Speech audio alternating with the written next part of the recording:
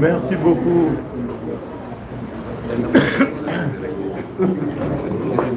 Merci beaucoup, mesdames et messieurs les journalistes.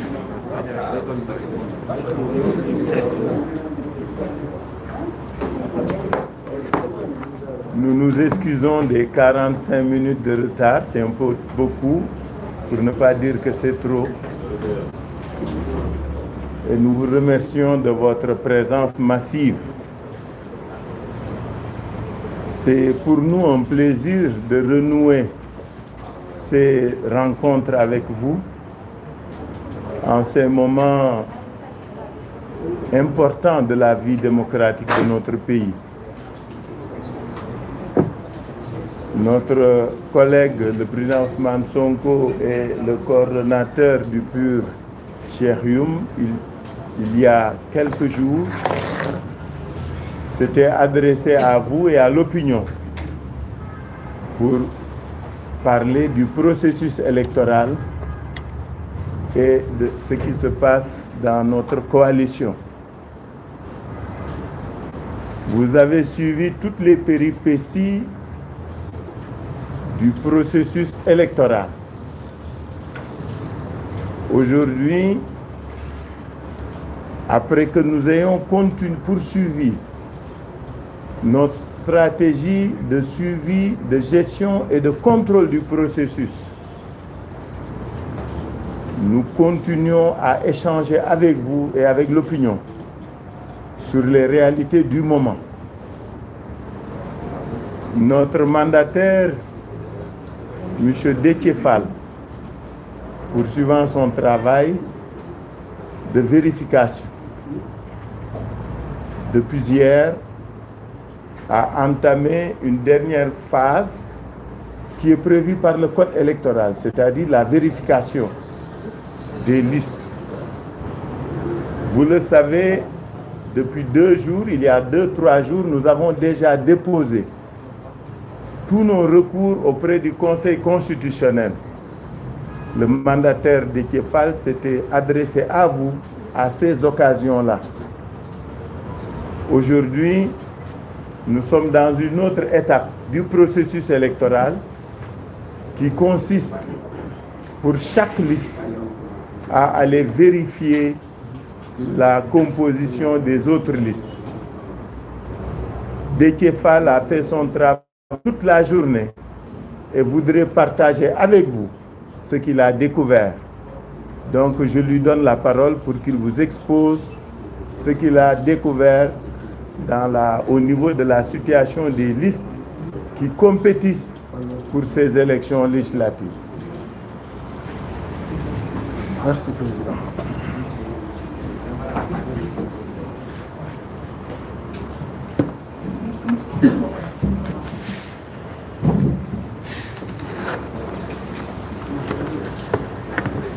Jërëjëf Président Khalifa Sall, Président conférence des leaders Yewwi Askan Wi. Comme ni mu ko waxee, liggéey bi ñu yor jëm ci élection dafa am ay phase yu bare. Yàlla def na phase yu dépôt yi pare nañ ko, mu am phase yu contrôle judiciaire yi, am également phase yu saytu boobu mën nga ko def ci sa liste comme mën nga ko def ci liste ñeneen ñi. Boo leen fàttalikoo ci élection locale yi am na benn jamono ñu waxoon mandataire yépp yi nekk ci commune yi nañu dem ci préfecture yi ak sous préfecture yi pour mën a xool liste concurrent yi fa nekkoon, surtout liste Benno Bokk Yaakaar. yéen a ngi fàttaliku loolu. te loolu pour élection locale article 284 alinéa 5 moo ko wax. mais ci élection yi di élection législative lu ni mel dafa am comme disposition buy may mandataires yi dem xool yeneen liste yi. moo tax tey daanaka direction générale des élections la yendu ndaxte article 177 du code électoral dernier alinéa dafa jox la possibilité mandataire bu ne nga dem xool ci liste yi fa nekk yépp ndax liste yooyu jaadu nañu wala jaaduwul. yàlla def ñu def loolu bis bi yépp ñu yendu fa xool liste Benno Bokk Yaakaar, xool liste nationale am, xool benn par benn tur yi ni mu tegloo ba ni mu jeexee ci titulaire yi def liggéey boobu ci suppléant yi. lii nag ñuy wax ni xam naa président Macky Sall bu ko déggee fa lay pare Sénégal ndaxte ci liste Benno Bokk Yaakaar 43e position ci liste suppléant yi jigéen moo fa nekk. 44e position ci liste nationale bi suppléant jigéen aussi moo fa nekk. kon 43e jigéen la, 44e jigéen la. 43e bi ki fa nekk mi ngi tudd Rakoye Ndaw, né le 12/3/1965. 44e bi ka fa nekk mi ngi tudd Maymouna Ndiaye le 8/11/1966. pourquoi ma lim leen ndaxte lii may wax bi mu amee yamuñu rek ci constater que xumtoo ko noppi dañu woo commission bi yëpp ba ñoom ñëpp ñu ñëw toog,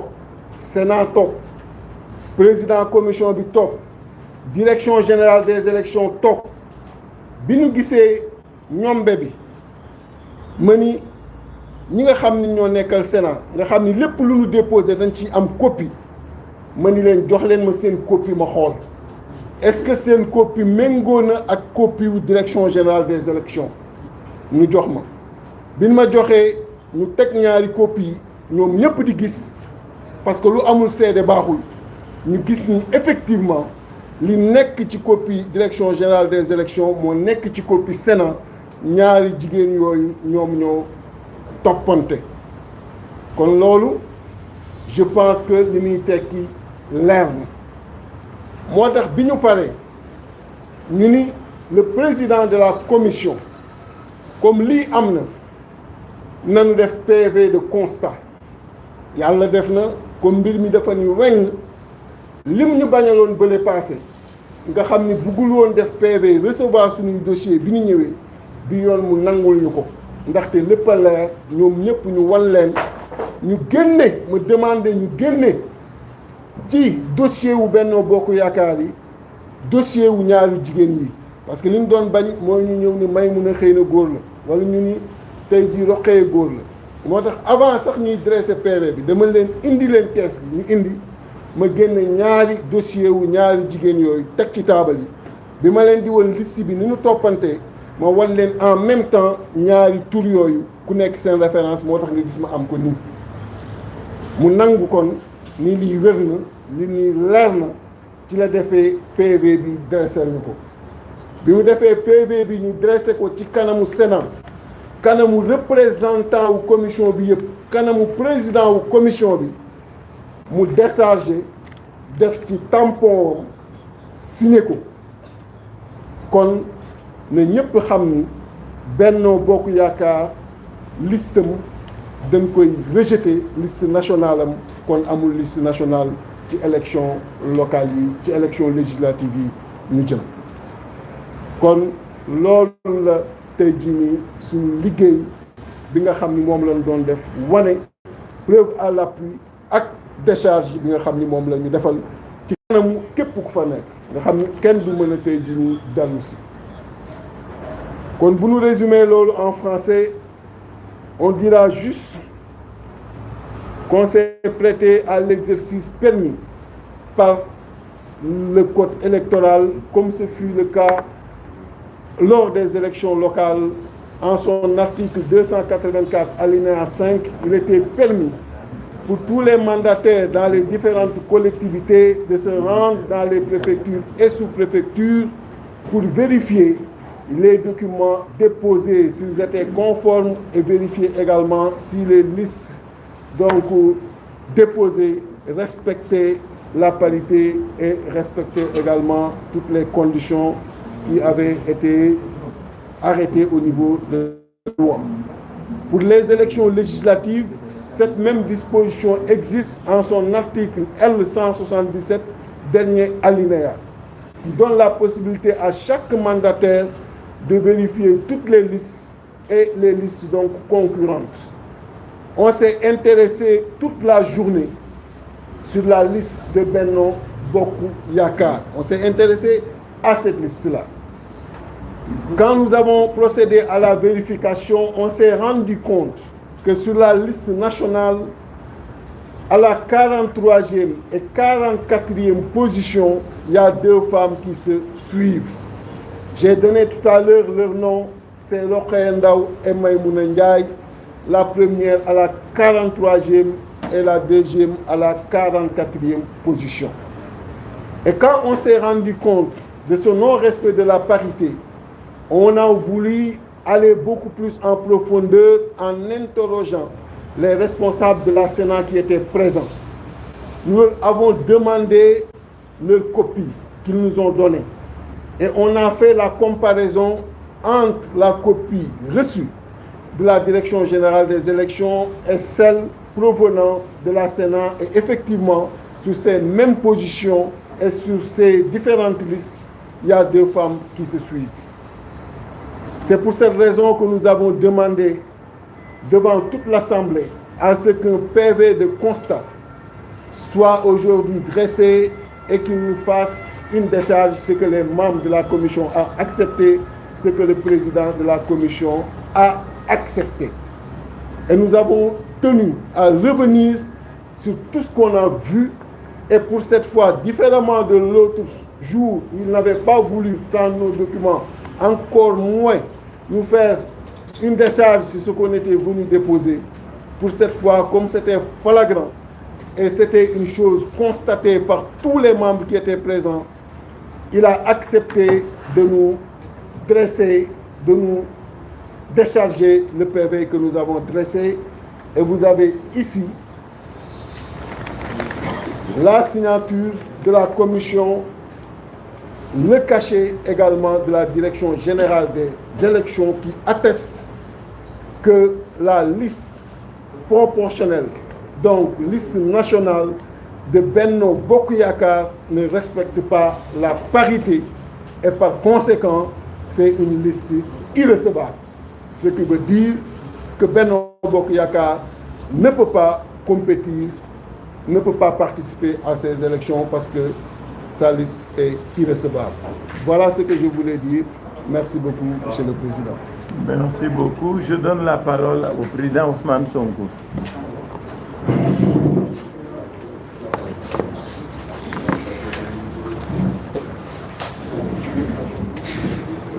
jërëjëf président Khalifa Sall mbokk yi asalaamaaleykum ñu ngi nuyu ñëpp presse bi fi teew leader yi ñu bokkal table bi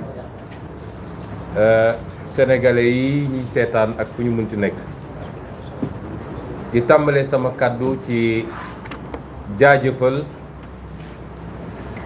suñu mandataire national monsieur Déthié Fall ndax liggéey bi métti na diis na te coow li bëri na attaques yi day jóge fu ne waaye il a su garder le moral et le mental qu'il faut en tant que bon soldat pour continuer liggéey bi te dara perturbé wu ko ba tey mu dem def li mu war a def ko nag avec rigueur ba yàlla wone ci lii mu ci wone lii nag mooy Yewwi Askan Wi ku yaakaar ni mën nga atteindre Yewwi Askan Wi ci ay attaque ay complot ay manœuvre yoo xam ne day jóge fu ne nag ba foo ko foogewul defe naa da ngay nax sa bopp lii Cheikh Tidiane Youm di wax ni ku xamul luy laytaayu Yewwi Askan Wi di nga lot ci ay pexe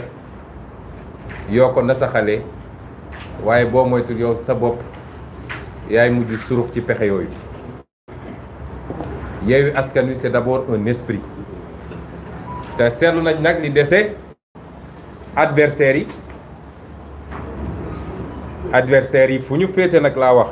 ndax bu leen foog ni adversaires yi ñu sori rek lañu mooy léegi xëy suba ngoon jot ba ngoon jot di sos di xool nu ñu defee ne dañoo bëgg a féewale Khalifa Ababacar Sall ak Ousmane Sonko wala Déthié Fall ak Cheikh Tidiane Youm wala Ousmane Sonko ak suñu sëriñ Mansour Sy Djamil yooyu ñun def ñoo def reetaan waaye loolu mooy pexe bu jeex ci noonu dem nañu ba xam-xam amatul pexe amatul wër di sos subaak ngoon moo leen dese waaye Yewwi Askan Wi li ko lal ak li ko téye ku foog ni caaxaan dina ko fi dindi da ngay nax sa bopp kon ñu dellu sant yàlla ñaareel bi it mooy di ñaawlu di naqarlu taxawaayu ministère de l'Intérieur, le nouveau défenseur d'une certaine société civile. Ministère de l'Intérieur lii dafa firndeel ni caaxaan lañ fi nekkee ndax koo xam ne nee nga def nga contrôle juridique ba jël liste Dakar ne dañoo tegle ay góor waaye sa contrôle juridique mayu la nga gis ni liste nationale Benno Bokk Yaakaar dañoo tegle ay jigéen kon li mu firnde mooy liste Benno Bokk Yaakaar kenn contrôlé wu ko ba pare ñu bëgg ñu jox ñu jël leen au sérieux ku fi critiquer administration ñu ne waaw moom nii moom naa dafa bëgg a yee fitna foog ngeen ni lii jaadu na ñoom xanaa dañoo gumba léegi nu ñu mënee tiim liste ñaari jigéen ñu tegle leen 43e ak 44e ñu ne gisuñu ko te acharné wu ci liste Dakar 2 poids 2 mesures yooyu nit ñi bëgg ñu continuer di ko nangu ci réew mi bu dul woon tey vigilance su Déthié Fall dem jël temps xool man bi ma wooyee wax ma ko moom ak Khalifa dama ko ne est-ce que Rokhaya du góor wala Maïmouna du góor ndax loolu mënul ne ndax loolu day am léeg-léeg gis nañu ay góor yu yor jigéen turu jigéen wala jigéen yor turu góor mu ne ma xaaral maa ngi jël dossier individuel yi pour vous dire que du lii mënatuñ ko wëlbati parce que boobu ñoom xamuñu moom li mu doon xool lan la mu ne xaaral ñu ngi may jox dossier individuel yi bi mu jëlee dossier individuel ba jël référence yi xam nga bu ñu nee Maïmouna Rokhaya Ndaw fille de Maïmouna Ndiaye fille de kooku moom amatul lu ñuy lam-lame kon ñii sérieux wuñu dañuy tappale dañuy jël liste Benno Bokk Yaakaar jàllale ko d'office daal di acharné wu ci liste nag opposition bi di xool ban virgule moo manqué moo tax keroog wax naa ko administration bokk na ci ñett yi ma lim keroog ne suñu moytul ñooy taal réew mi parce que nit ñi mën nañu continuer di subir comme ça lu neex Macky Sall neex na leen amul loi amul règlement loolu du yoon ñetteel bi nag mooy lii lan la firnde li mu firnde mooy Benno Bokk Yaakaar yaakaaram tas na mënul am liste nationale suñu tata Mimi borom xam-xam ju bëri ji ak tegal gu rafet gi waaye nag dafa natt yàlla da koo nattu élection bu mu jublu rek moom day xalangu ba mbëq suuf lay def tata Mimi doo campagne bàyyi ba beneen loolu la firnde te gisuma lu ko mën a sauver on accélère ak Mimi ngi ñëw ak dara mënu koo sauver beneen élection rek loolu moom dafay leer nañ ñi leen di layal lenn ci société civile bi nga xam ne dem nañ ci télé yi ne déedéet liste Dakar baaxul waaye liste Benno Bokk Yaakaar baax na te Sénégal nag politicien moo fi gën a sonn politicien moom ñëpp mën nañ ko critiquer waaye moom amul droit critiquer kenn ku jóg ne politiciens yi ku jóg dem ci télé bi ne man xam naa waaw politiciens yi Benno Bokk kii Yewwi Askan war woon def lii nangam koo ci ne nag yow xoolal sa bopp mu yuuxu dëkk bi yëpp ñooñu ci société civile bi di leen layal fu ne ñu wër di leen défendre lii mënuñu koo layal conseil constitutionnel éternellement incompétent bii paa rek di nga compétent ndax lii mënoo ko layal réew mi nag jàmm ci xaj nañu joxante cër parce que la loi c'est la loi te nag bu ñu jàpp ni ñaari cas yi méngoo nañu de parce que ñun dañoo dem pour corriger avant le contrôle loi may ñu ko ñoom nag lii après contrôle la mënatuñu ko bu ñu essayé na sax ni di def parallélisme parce que njublang nañu njublang boo xam ne toujours nu ñuy def ba créer le doute ci bopp Sénégal yi la ñuy def ñaari bokkuñu loi dafa ne avant ñuy def contrôle bi lii mën na ne mais bu ñu defee contrôle ba ne validé nañu mënatoo dellu si di def rectification Déthié nenam bi muy génn foofu ñi ngi gis seen mandataire bi di daw si xërtat di dugg si xam naa ñoo ko woo ne ko njaaxum am na de gars yi am na lu ñu gis Benno Bokk Yaakaar bii ci liste nationale la mënul am liste nationale 53 députés yi bàyyi ba beneen loolu na leer waaye nag ba léegi dàqul beneen bi de mooy parrainage dañ cee am benn bu ëpp loolu yoon da cee wax lu leer jaru sax ñuy wax jurisprudence constitutionnelle parce que la loi n'est même pas interprétable xam nga fu loi leer kenn du interpréter dañ ci am benn bu ëpp tata mi wax na ko nee na dañ leen bëggoon woon sax moo tax ñu yokk ci benn moom xam na ni su doon loolu dañ ciy yokk téeméer wala junni waaye dañ ci yokk benn daf leen rëcc looloy dëgg ji kon conseil constitutionnel liste nationale kenn waxatu ko l'ensemble des listes de Benno Bokk Yaakaar la ñu wax ils ont un parrain de plus ils ne peuvent pas compétir lii nag mooy dëgg ji kon dafa am loo xam ne nag yéene la boroom a ci mujj surux ñoom seen yéene bi ñu amoon jubal ko ci waxuma la rek Yewwi Askan waaye opposition bi yëpp ñoom ñoo ci mujj surux sénégalais yëpp nag la ñuy waxal réew mi ñun ñoo ko bokk réew pour mu dox il faut que li ñu tëral ne lii mooy charte bi ku mu war a appliqué wu ci yow mu appliqué ko moo xam Macky Sall la tudd moo xam Khalifa Sall la tudd moo xam yow it Sall nga sant sax bon moo xam Ousmane Sonko la tudd ku mu war a dal ci moom rek na dal ci moom mais suñu bëggee jël loi bi di ko appliquer à géométrie variable nit ñi duñ ko nangu loolay andi ay fitna ci réew mi ñu ciy woo ñëpp nag kilifa yi keneen ak keneen lii lu leer naññ la du lu ñuy lam-laame ce que j'ai dit en wolof c'est de commencer par féliciter notre mandataire national monsieur Déthié Fall président du PRP. Ces derniers jours n'ont pas été faciles. Les attaques sont venues de partout, les critiques. Il a su tenir bon et surtout il a su garder son moral de soldat pour continuer le travail. Je vous le disais l'autre jour lors de mon point de presse en me disant qu'au moment où j'étais en train de parler, Déthié Fall, Khalifa Sall, Aïda Mbodj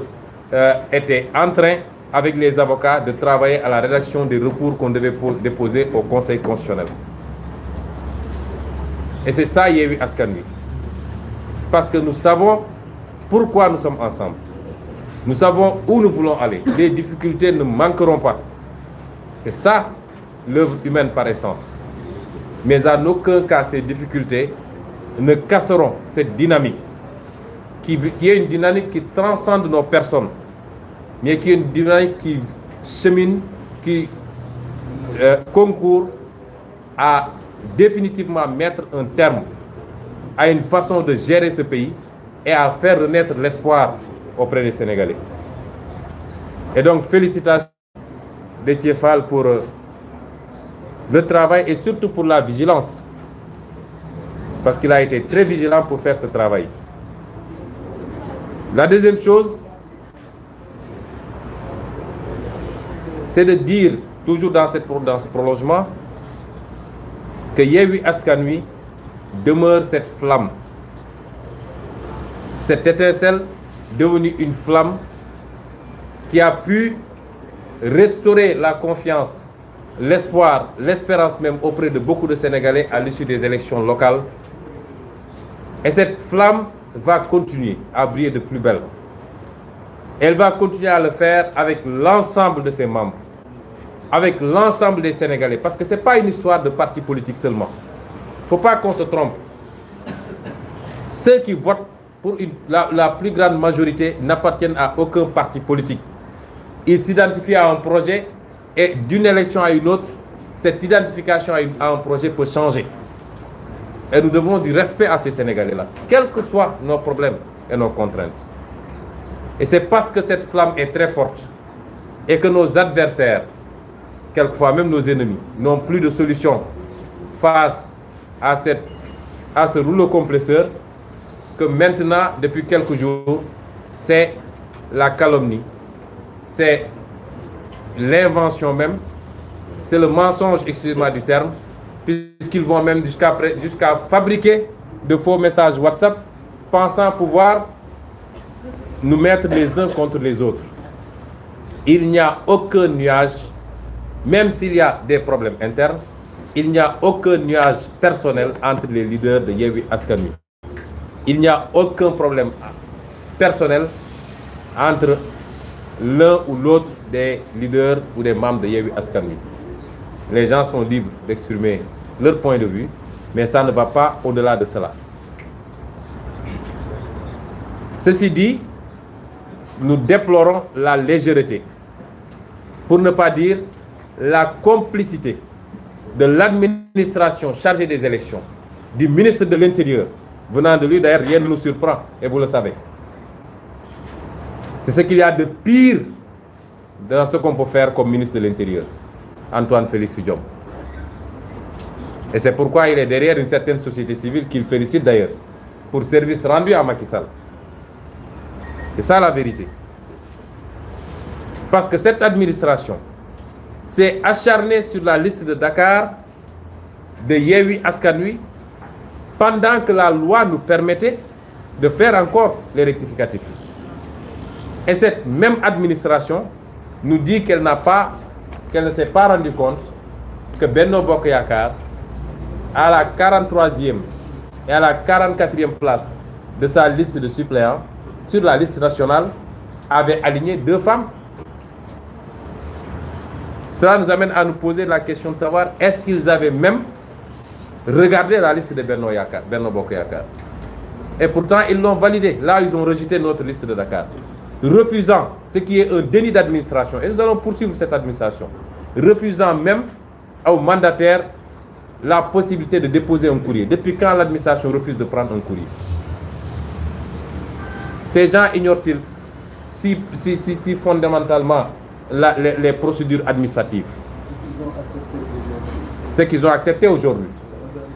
C'est-à-dire, là où ils devaient l'accepter plus facilement, ils l'ont refusé et aujourd'hui ils l'acceptent. Pourquoi cette administration continue à traiter l'opposition de cette manière? Et quand les gens se rebiffent, on dit qu'on veut créer des problèmes dans le pays. Je l'ai dit l'autre jour, parmi les 3 qui risquent de mettre le feu dans ce pays, cette administration en fait partie. Il faut qu'ils arrêtent. La loi, elle est là pour tout le monde. Il faut que dans l'application de cette loi, qu'ils fassent preuve, qu'ils fassent montre de la même rigueur et de la même célérité entre tous les compétiteurs. Ce qu'ils ne font pas pour le moment. Et enfin dire que rien ni personne ne peut sauver cette liste de Benno Bokk Yakaar. Rien ni personne. Personne ni rien.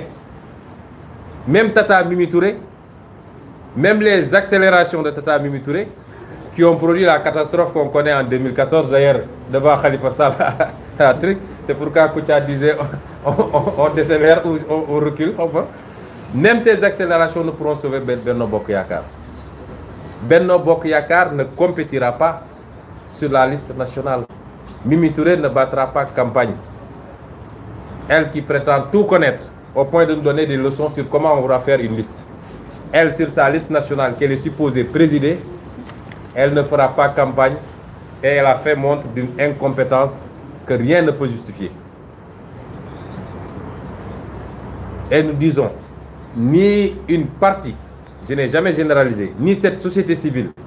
très encline à donner toujours raison au détriment de la loi à Benno Bokk Yakaar, ni le Conseil constitutionnel. Et je dis à ces 7 juges-là, je n'ai jamais accepté de les appeler sages. Et j'assume. Nous leur disons que le Sénégal ne leur appartient pas. Qu'ils sont là pour dire la loi, et la loi, elle peut être lue par tout le monde, particulièrement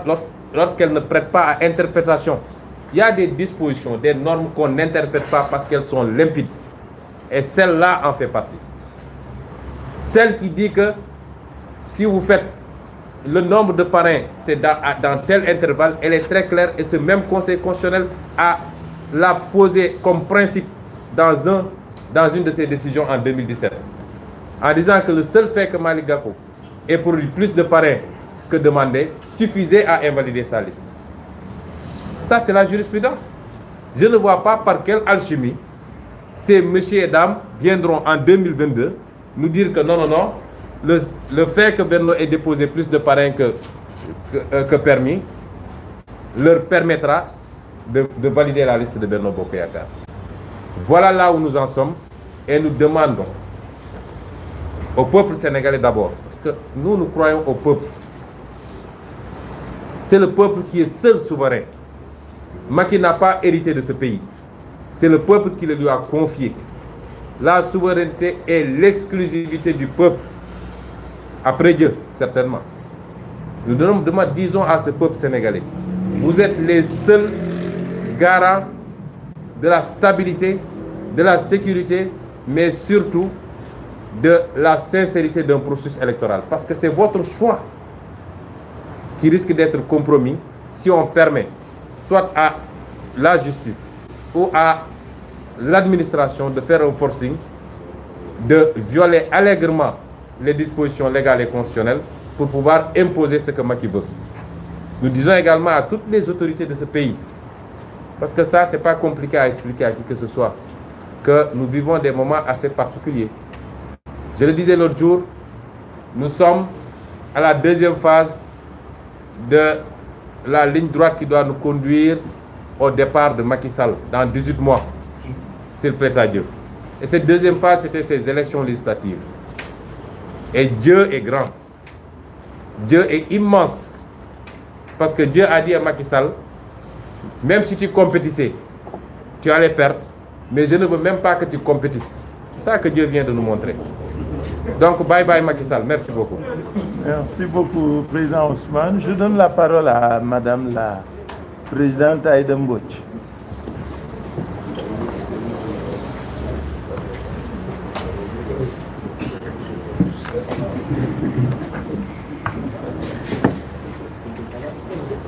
Assalamu alaikum. maa ngi leen di nuyu man dama yaakaar ne Déthié Fall tey dama ko ni gaynde de Njaay la daan sant mais tey dama koy santale Fall. Il est vrai que le président Ousmane Sonko boosté na ko parce que connaissant son franc-parler bi muy def conférence de presse xamuñu lu muy wax. waaye bi mu nee daf koy soutenir à 500%, man maa ko fekk fii boobu ñu ngi nekk ak avocat yi ne ko on te soutient à 500%, et il le mérite. Nelawul guddi nelawul bëccëg. Et lii c'est le gain de l'engagement, de l'abnégation, de la rigueur. Il faut surtout relever la rigueur avec laquelle il travaille. Et ce qui se passe aujourd'hui, ça veut dire que quand on parle du parrainage, il y a eu bel et bien faute. Parce que le parrainage, on n'a pas besoin d'évoquer quelque jurisprudence que ce soit. Le parrainage, c'est inscrit dans une fourchette. Quand on a quelque chose en deçà de tel nombre, tu n'es pas admis. Quand il y a un parrainage au-delà de tel nombre, on te recale. Elle a un parrainage, je dis elle parce que c'est ma sœur Mimi. Et c'est son commandataire, les gens se demandent qui a fauté, mais c'est simple. C'est-à-dire, affectons la faute à la liste. La liste a dépassé le nombre de parrainages, 55 327, et avec emphase, ils ont déclaré qu'on peut le faire, comme ce reconverti qui vient d'arriver dans l'islam, et comme disait Seigneur Abdou Aziz Al-Ibn, a prié Tisbar 2 heures en 6 rakas,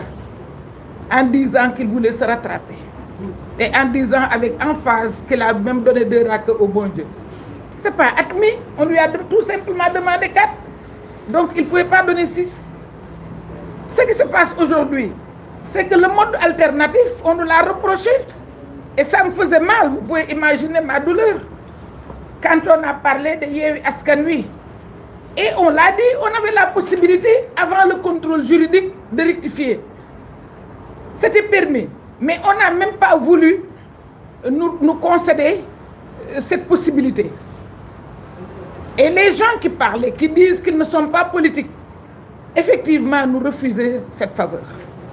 Et on avait bel et bien la possibilité de rectifier. Maintenant, ce dysfonctionnement, c'est-à-dire le non-respect du mode alternatif, parce que c'est bien libellé, c'était 3 conditionnalités. On a dit qu'il fallait respecter le mode alternatif dans la loi sur la parité, la loi 2010-11. On a bel et bien dit qu'il fallait régler le problème de la conditionnalité pour l'acceptation des listes de candidature. C'est-à-dire, on l'a libellé comme tel, toute liste qui ne respecterait pas la parité ne serait pas recevable. Et la 3e condition, c'est le problème de suppléance. À chaque fois qu'un homme démissionne, remplacé par un autre au moment où on exerce la fonction.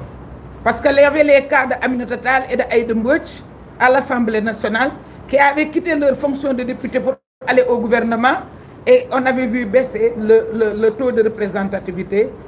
de représentation des femmes à l'Assemblée nationale. C'est pourquoi on avait effectivement veillé à ces 3 dispositions au moment de l'élaboration de la loi sur la parité. Donc c'est survenu et là où Déthié doit être effectivement davantage félicité, c'est sa vigilance, mais aussi les précautions qu'il a eu à prendre. Parce qu'on pouvait facilement nous donner un arrêté disant que oui, les 43e et 44e places par arrêté, alors qu'on ne sait pas que l'arrêté n'a pas de suprématie sur la loi constitutionnelle. Depuis quand l'arrêté à la suprématie, parce que eux de Benno Bokk Yakaar, ils s'accrochent à l'arrêté du ministre concernant les parrainages. Leurs amis, je dois dire leurs amis, wala ñi leen di jàppale ñooñu dañu ni arrêté bi ci loi wu parrainage bi arrêté wu ministre bi. Mais loolu kay ñun avant ñun conseil constitutionnel moo waroon a xeex ak ñoom ndax conseil constitutionnel moo am loi constitutionnelle. Loi constitutionnelle bi daf ni soo dépassé benn parrain loi liste bi day irrecevable mooy seen mandataire bi ñu koy woo dafa waroon a ñëw rek ñu ni ko jëlal say bagage sa liste dafa irrecevable waruñu ko sax may possibilité pour muy nekk di càmbar ak ñu naan 20 doublon la fu ñu amee doublon te ñoo jëkk a déposé. Donc aujourd'hui li nga xam ne moom la ñuy nawee Déthié ñu ngi lay gërëm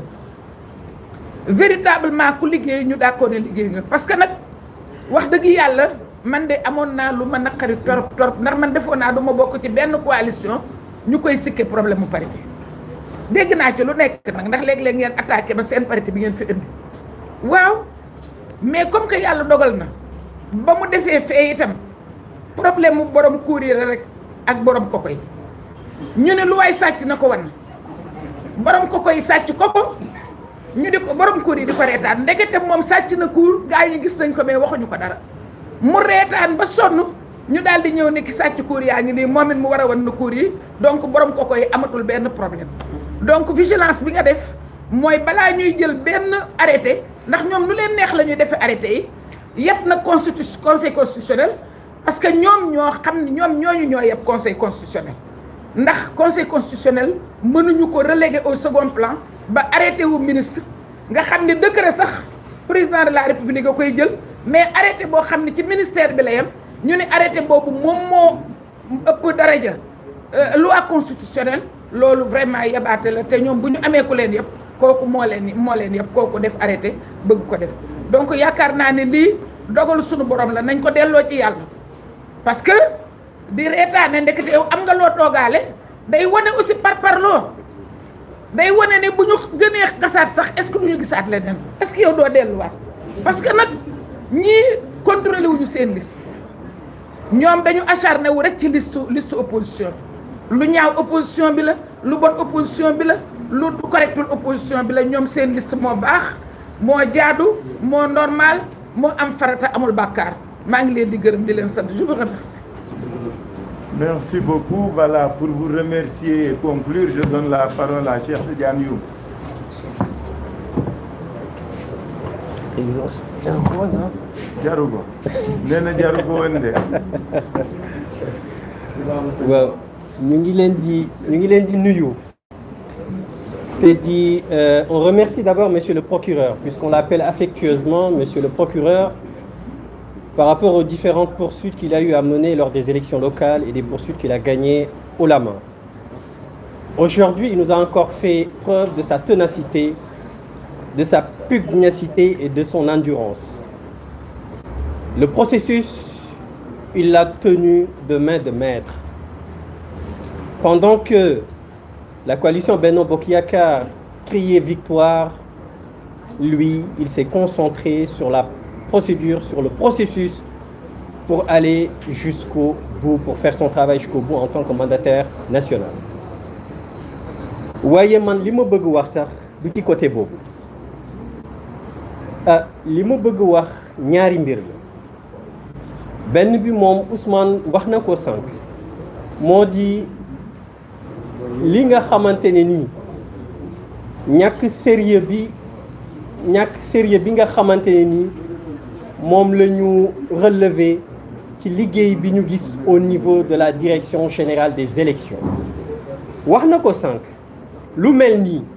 waruñu woon xaar le mandataire national Déthié Fall dans le cadre de ses attributions mu dem di ko gis ñoom suñu defoon seen liggéey danañu ko gis et c'est simplement parce que defuñu seen liggéey Benno Bokk Yaakaar dañu andi seen liste ñu jël lépp teg de côté valider ko sans pour autant ñu xool ko acharné wu ci coalition Yewwi Askan Wi waaye dañu xamul ne yàlla ñëpp la fi nekkal te tooñ baaxul yàlla ñëpp la fi nekkal bi ñu nekkee di jubiler naan ñoom ils sont même pas capables de confectionner une liste en respectant la parité booba ñoom fàtte nañu la ñu def ci liste proportionnelle u Benno Bokk Yaakaar nekkuñu fi sax pour justifier ñun li ñu def expliquer nañ ko wax nañ ko waxaat ko duñ ci ñëwaat waaye ñoom lii ñu def moo gën a yées te comme ni ko Ousmane waxee Déthié wax ko honorable Aïda wax ko Khalifa wax ko nekk na loo xamante ni mënatuñ ko dabaatal kooku il faut mu leer ci boppu sénégalais yépp mënatuñu ko dabaatal parce que contrôle bi def nañu ko ba pare et dès lors que contrôle bi def nañu ko ba pare mënatuñu régulariser dara donc pour dire que au niveau national la coalition Benno Bokk Yaakaar ne participera pas, ne va pas compétir. Cette coalition n'aura pas de liste proportionnelle. ñoom dañu doon reetaan ne xamuñu dara dañ leen a may 7 députés d'office waaye ñoom nag may nañu opposition bi yëpp 53 députés d'office ngir seen ñàkk mandu seen ñàkk xam seen tooñ te Sénégalais yi liñ ci war a jàng moo di lii ay signaux la yu wane ne Macky Sall mi ngi ci starting block yi pour dem jéem nañu def lu ne heure bu ñu defee lu ñuy def ba pare yàlla wan leen boppam ñëw nañ ci parrainage bi def erreur bu toll ni mu toll le ministre de l'Intérieur il a voulu maquiller ce forfait mu génn benn arrêté fantôme yaakaar ni affaire bi dana ko régler yàlla ne leen jàpp leen ne loo leen def suba mën naa ko dindi ci benn seconde booba xam naa ci seeni cupidité yàppoon nañ ni xëy na lii du feeñ moo tax daal li ñu bëgg wax sénégalais yi ne leen bu ñu nangu ñun de Yewwi Askan Wi duñu ko nangu mooy ñu reporter élection yi te fi ñu toll Macky Sall il va tout faire pour reporter élection yi su fekkee ne sa parrainage baaxul sa liste proportionnelle baaxul mooy maanaam doo participer ci élection te yow yaa ngi doon sàkku 3e mandat nga ne su ma demee élection locale su ma amee doole dinaa samp sama ndënd gën ko samp ñu dem ci élection locale ñu tëcc la comme ni ko Khalifa di waxee dóor la dóor yu métti nga ne bon gagné nañ ñun ñoo gagné dinañ dem ci élection législative yi foofu nag dinañ leen wan ne ñoo leen mën faf sax doo participer ci yooyu élection donc loolu misaal la buy wan ne mi ngi ci fin de règne te maa ngi leen di fàttaliku Serigne Moustapha Sy dafa amoon lu mu ko waxoon ci Mawlid il y a 3 ans ne leen Macky Sall mi ngi demander 3e mandat waaye nag ko est-ce que dana ko wóor na ko sax ndax dina yeggali 2e mandat bi loolu nañ ci bàyyi xel 2e mandat bi est-ce que Macky Sall dana ko yeggali il lui reste encore 1 an et demi disons mais su participer wul ci élection législative mooy ni ñu koy waxee assemblée du fa am député naka ngeen mën a imaginer un président de la République qui n'a pas un seul député au niveau de l'Assemblée nationale loolu nu mu mën a nekkee moo di li ñu ko waxoon la ko góor gu tedd googu waxoon ne ko nañu xaar sax ndax dina yeggali 2e mandat bi mi ngi nii 2e mandat bi nañu xool moo tax Sénégalais yi dañ leen di wax ne leen Macky li mu yor ñun ñoo ko dénk li mu am ñoo boole suñu doole jox ko am na loo xamante ne nii dootuñ ko nangu li ñu ko joxoon mu di ko pasaree suñu souveraineté ñu jox ko mu di ko def di ko téyee ci nu ko neexee danañ ko nanguwaat te danañ ko nanguwaat te 2024 du jot donc pour bañ a guddal na Sénégalais yëpp jóg taxaw te ñu ngi artu kilifa diine yi ñu ngi leen di wax ne leen Macky Sall depuis élection locale yi mi ngi dem taxani matt yooyu nga xam ne nii moo nar a taal dëkk bi ñu ngi koy gis nag kenn waxul jot na ñëpp jóg jàkkaarloo ak moom ne ko trop c'est trop ne ko stop dëkk bi dafa fekk li fi nekk du ñu nangu mu taal ko te nag bu ñu ko seetaanee dana ko taal parce que fi mu nekk nii dara desetu ko te ki nga xam ne ni naan il est dos au mur li muy def mooy lépp lu mu nekk ci loxoom dana ko utiliser loolu nag la ñuy wax sénégalais yi di ko wax suñu kilifa diine yi di ko wax kilifa aada yi ne leen nañu jóg wax ak moom mu nangu ay njuumteem nangu njuumte njabootam yi nangu njuumte ñi mu àndal te jàpp ci yàlla dolli gëm yàlla nag ndax fiir yàlla rek moo fi nekk les pexe yu mu mën di def yàlla sunu borom moo ko ëpp doole na xam ni jeexal na lii Déthié di wax waa baay boobu tey la gën a nekk d'actualité donc ngir bañ a guddal li am ba am moo ji Macky Sall Benno Bokk Yaakaar seen coalition ne participeront pas à ces élections législatives ñu ngi leen di gërëm wasalaam. Voilà, merci beaucoup. Donc je crois que li am solo rek mooy que ni ñun ñëpp ñu jàpp ne bu ñu sant yàlla bu baax parce que tey yàlla moo ñu àtte ñun ak waa Benno Bokk Yaakaar xam nga Ousmane dafa fàttali léegi lan la Yewwi représenté lan la wunda lan moo ñu boole lan moo ñu soxal lan moo ñu ñor ak lan la ñu yéeneel réew mi ak askan wi loolu dafa transcender suñuy personne ak suñuy taxawaay yëpp parce que askan wi lu koy jëriñ ak di ko defar amul njëg moo tax li ñuy tëje daal moom mooy dégg ngeen ni coow li bari na lool mais déggu leen benn leader yu Yewwi Askan Wi di épanché wu te noonu la ñuy liggéeyee nag dañuy jëfe mais duñu wax on va continuer le travail méthodiquement méticuleusement pour assurer la victoire de Yewwi Askan Wi ak Wallu ci élection législative yi jëm moo tax ma bëgg ngeen jàpp ñaari yëf rek parce que li coow li bari ñaari yëf yooyu ñoo ñu soxal depuis le 8 mai benn bi daañu xeex pour que liste Dakar validé wu ñaareel bi te yàlla mi ngi ñuy defar daañu xeex pour que liste Benno Bokk Yaakaar invalidé wu lii am tey li mu wunda Déthié wax ko Ousmane wax ko mooy que ni ñoom la ñu bëggoon sottiwul parce que contrôle bi ñu def wane na ni seen liste waru woon sax bokk ni ko Ousmane waxee kenn du ci dellu si c'est limpide comme de l'eau de roche su fekkoon def nañ seen liste nit ñu notifié Dakar noonu la ñu waroon notifié Benno Bokk Yaakaar moo tax dama bëgg dalal xelu askan wi on ira jusqu'au bout yaakaar nañ ni suñu jógee fii tey commission bi dana préparer ñaari lettres yi jox ko ministre mu signé ko pour mu jox ko Benno parce que loolu la ñuy yónnee ci Dakar notification décision bi suñ fi jógee war parce que ñun ñoo leen defal seen liggéey tey ñoom biñ ñu joxee notification Dakar loolu la ñu waroon notifier Benno parloo boobu moo ñaaw moo jekkadi te dama wax ni nag mënatuñ ko salfaane mënatuñ ko jalgati bi ci des ñu jëm conseil constitutionnel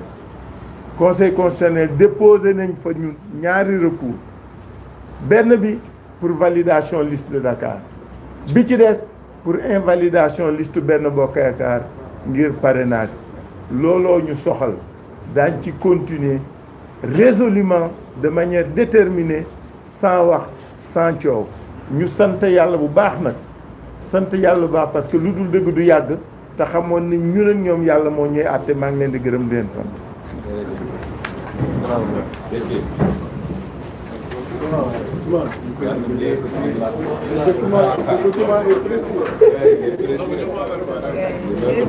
Photo boobu photo bi voilà le document est là. Photo bu baax a baax. Avec les caméras. Le document est là.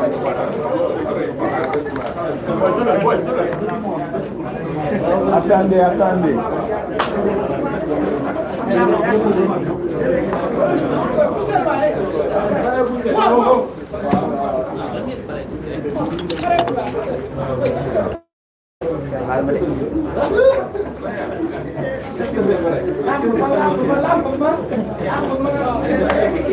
Voilà, ça y est.